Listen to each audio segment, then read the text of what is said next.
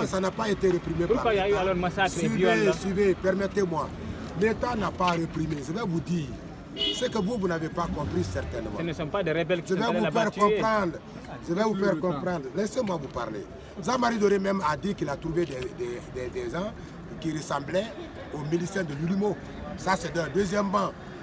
Ce ne sont pas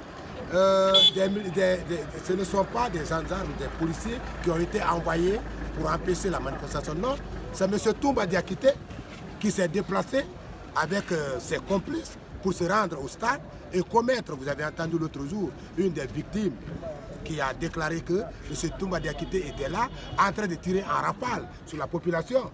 Comment on peut dire? Alors qu'il était interdit aux militaires ce jour-là, le 28 septembre, de quitter dans les camps. On avait dit aux militaires de rester dans les casernes, de n'y pas quitter.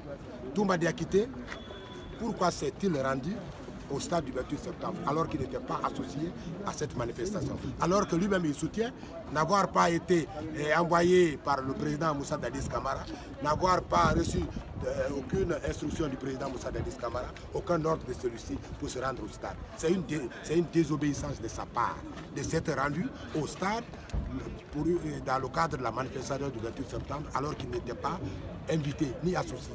Merci, maître. Oui. Est-ce que cela justifierait en clair, tout ce que Baouri est en train de dire, je vais vous dire encore, je vais vous faire comprendre que tout ce que Baouri est en train de dire n'engage que lui. Véritablement, c'est eux qui ont organisé, c'est eux qui ont fait appel à la manifestation. Ils ont appelé les citoyens guinéens à aller manifester.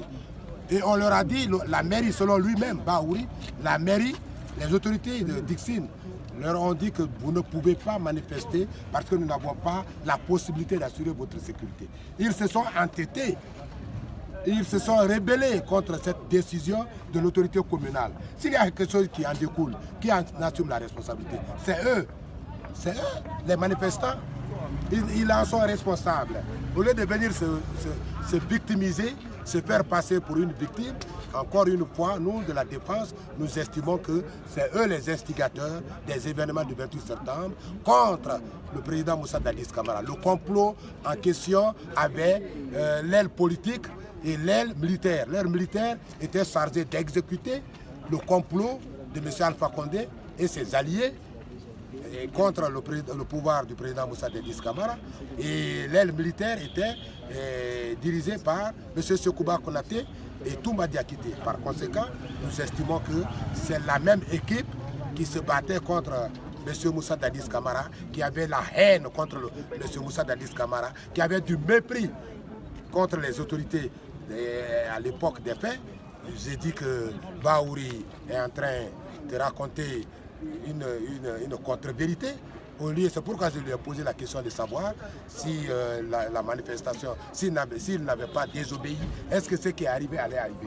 N'arriverait pas s'ils avaient obéi à la décision, aux instructions données par les autorités communales.